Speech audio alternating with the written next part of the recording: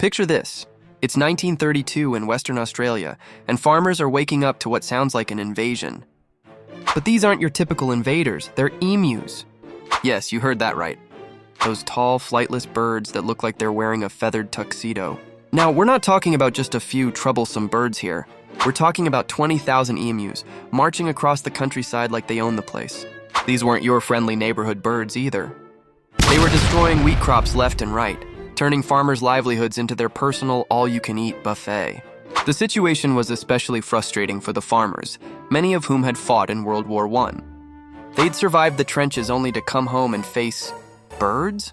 These veterans knew a thing or two about fighting battles, so they did what any reasonable person would do. They called the government and said, "Hey, remember those weapons we used in the war? Yeah, we might need those again." And believe it or not, the government actually listened. The Minister of Defense thought, well, how hard can it be to defeat a bunch of birds? So they sent in the Royal Australian Artillery, armed with 2 Lewis machine guns and 10,000 rounds of ammunition. It was time to show these emus who's boss. But here's where the story takes an unexpected turn. These emus, they turned out to be tactical geniuses. I'm not kidding. When the military opened fire, instead of running away in panic, the emus split up into small groups. They zigzagged across the landscape like they'd studied guerrilla warfare. The soldiers couldn't get a clear shot. It was like trying to hit a drunk dancer at a wedding. The birds seemed to have a sixth sense about when to dodge. One soldier even reported that their bullets were bouncing off the emu's feathers. These birds were literally bulletproof. Well, not really, but they were certainly acting like it.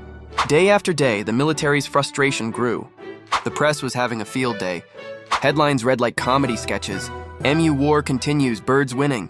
Imagine being a decorated military officer having to explain to your superiors why you can't defeat a bunch of oversized chickens. After several weeks of this avian embarrassment, the military finally threw in the towel.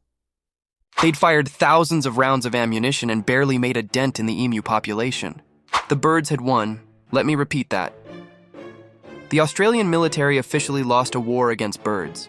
The Great Emu War, as it came to be known, goes down in history as one of the most peculiar military operations ever undertaken.